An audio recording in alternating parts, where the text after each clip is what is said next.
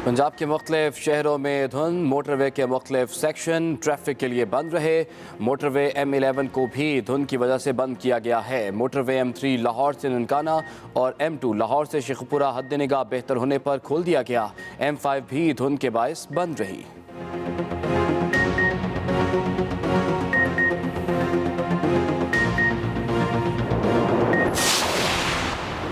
मुल्क भर में कोरोना के वार जारी। मोहलिक वबा से मजीद 21 अफराद जान की बाजी हार गए। 24 घंटों के दौरान कोरोना के 61,000 से ज़ायद टेस्ट किए गए। 7,048 मुस्बत निकले। शरह 11.53% रही।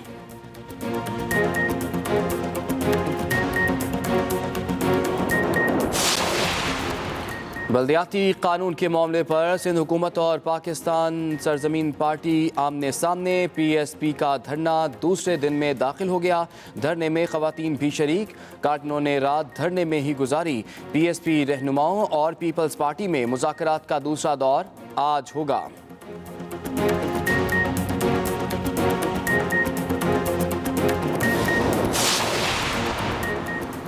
कराची की सियासत में बड़ी तब्दीली। कई बरसों बाद ANP का वफ्द आज शाम 4 बजे MKM के मरकज़ बहादुराबाद का दौरा करेगा। वफ्द खालिद मकबूल सिद्दीकी से मुलाकात करेगा। दोनों जमातें मुस्तकबिल का लाएअमल भी तैयार करेंगी।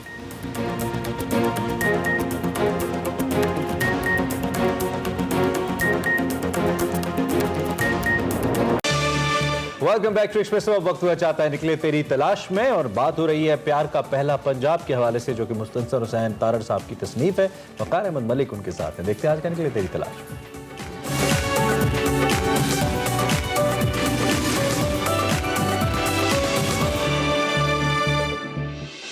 अस्सलाम वालेकुम नाज़रीन, मैं हूं वक़ार अहमद और आप देख रहे हैं निकले तेरी तलाश में। प्यार का पहला पंजाब बहुत ही खूबसूरत किताब, जो पंजाब के हवाले से बहुत सारी मज़ामीन का अहाता करती है। शख्सियात के हवाले से, तारीख़ के हवाले से, जगहों के हवाले से बहुत ही खूबसूरत किताब है। और इसमें बहुत सारे मुख्तलिफ जो अफवाब हैं वो पंजाब के मुख्तलिफ खित्तों के हवाले से, जहाँ जहाँ तारड़ साहब गए तो उन्होंने बड़ा तफसीली इस किताब में जिक्र किया। प्यार का पहला पंजाब में तारड़ साहब से गुफ्तगू का सिलसिला जो है वो जारी है प्यार का पहला पंजाब के हवाले से। तारड़ साहब, आपने एक चैप्टर है आपका, इसमें एक बाब है, उसका मजमून का उसका उन्वान है कि हम एक मुकद्दस शहर में दाखिल हो रहे थे, गुरु नानक साहब का ननकाना साहब। आपने इस बाब में ये भी लिखा है कि बाबा फरीद का कलाम जो है वो ग्रंथ साहब में शामिल है, और इसके अलावा आपने काफ़ी तफसील से लिखा है। मैं चाहता हूँ कि बाबा गुरु नानक साहब के हवाले से कुछ बताइए। गुरु नानक के बारे में तो हम मतलब कई प्रोग्राम कर सकते हैं, कोई शक नहीं। लेकिन इन शॉर्ट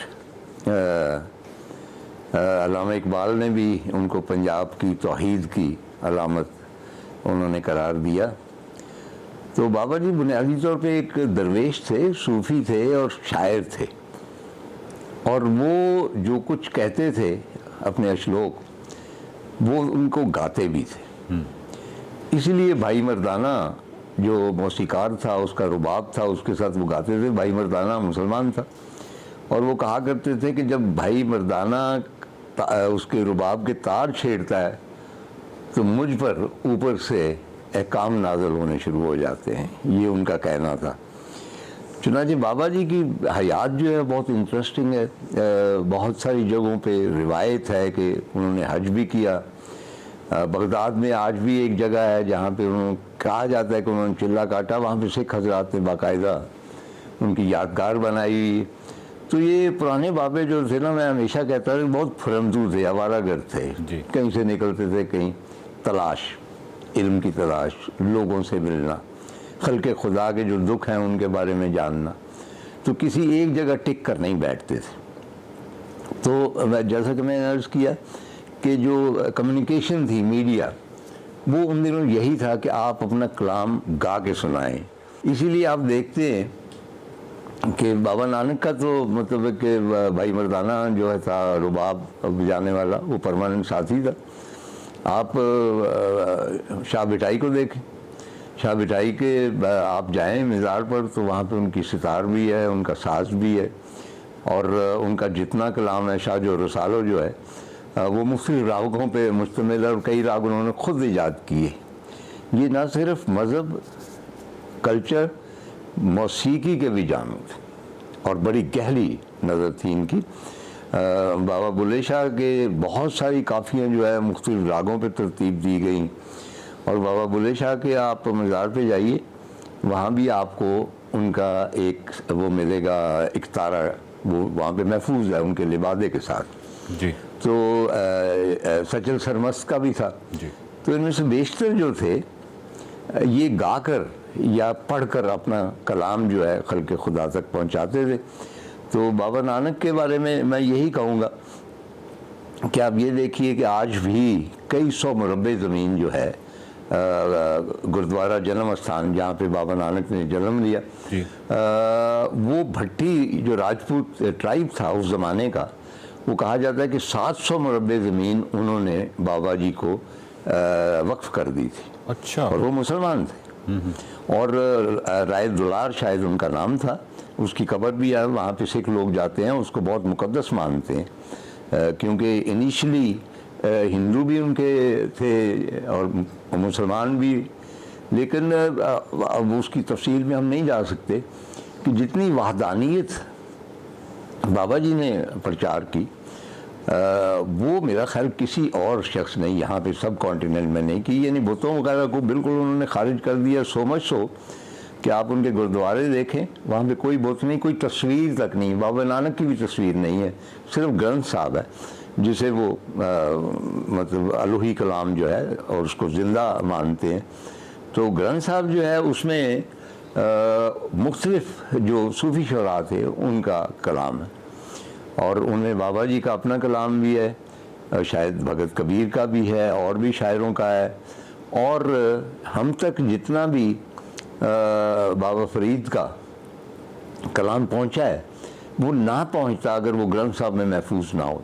यानी हमारी तमाम तर सोच जो है बाबा फरीद की पोइट्री, उठ फरीदा सुतिया सुबह नमाज गुजार, ये वो गाते हैं बाकायदा, क्योंकि ये ग्रंथ साहब में, तो वो सारा कलाम उसमें महफूज हो गया।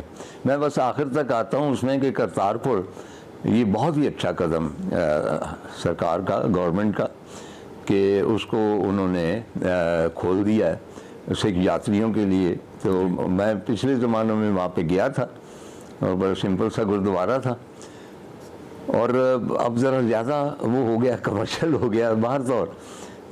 वहाँ पे जो खूबसूरत चीज़ थी वो ये थी कि बाबा जी ने आखिरी 15-16 साल अपने वहाँ पे गुजारे, और वहाँ वो काश्तकारी भी करते थे। आज भी उन खेतों में वो सब्ज़ियाँ पैदा करके तो लंगर उन सब्ज़ियों से तैयार होता है। और अभी मैं आज ही पढ़ रहा था कि गवर्नमेंट ने, एग्रीकल्चर डिपार्टमेंट ने ख़ास तौर पे वो ज़मीन सारी जो है उसके बाद प्लानिंग के साथ वहाँ पे वो सब्ज़ियाँ काश्त कर रहे हैं, और मोस्ट प्रॉब्ली वही हैं जो बाबा जी काश्त करते थे।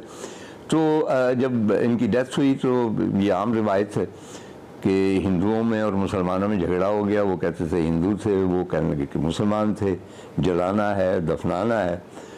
तो कहा यह जाता है कि जब चादर उठाई गई तो वहाँ पे उनकी लाश नहीं थी और वहाँ पे कुछ फूल पड़े हुए, चुनांचे आधे फूल जो थे वो जलाए गए, वो समाधि है वहाँ पे करतारपुर में, वो बाहर है, अंदर है, और आधे फूल दफनाए गए, उनकी बाकायदा कब्र जो है करतारपुर में। तार साहब, बड़ी ज़बरदस्त बात आपने बताई कि बाबा फरीद का कलाम हम तक न पहुंच पाता अगर वो ग्रंथ साहब का हिस्सा ना होता, और दूसरी जो बड़ी खूबसूरत बात कि सफ़र जो है वो एक कमाल एक्सपोजर देता है। और आपने कहा है कि ये जितने भी बाबे थे, ये जितने भी सूफ़ी थे, दानिशवर थे, ये तमाम लोगों का एक खासा था और बहुत ही एक लाजमी एक चीज़ थी कि वो मुसाफिर थे और सफ़र करते थे, और उस सफ़र से एक ख़ास एक्सपोजर उनको हासिल होता था। तार साहब, बाबा नानक के साथ जो मर्दाना एक किरदार के हवाले से आपने जिक्र किया है, तो इसमें किताब में आपने मज़ीद ये भी जिक्र किया है कि मर्दाना के ख़ानदान के कुछ लोग अभी भी लाहौर शहर के अंदरून में गाने बजाने से रोज़ी कमाते हैं, तो इनके बारे में कुछ बताइए।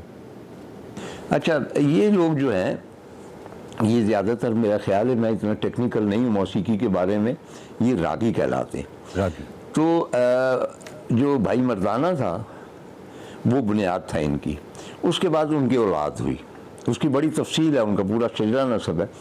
चुनांचे बाद में कोई इनका तनाज़ा हुआ, तख्त नशीनी का कह ले या गुरु, एक जो है दूसरे से अलग हो गया, तो एक जो सेक्शन था वो उनके साथ चला गया, क्योंकि ये बहुत ज़रूरी थे, क्योंकि ये बाबा नानक से इनकी चली आ रही थी कंटिन्यूटी, और नानक का पूरा कलाम इनको याद था। अच्छा। टिल रिसेंटली लाहौर में ऐसे लोग थे, अब मैं कांटेक्ट में नहीं हूँ 5-6 वर्ष से, जिनको पूरा ग्रंथ साहब याद था और ख़ास वो लय में पढ़ते थे, उसी लय में जिसमें भाई मर्दाना गाता था या पढ़ता था।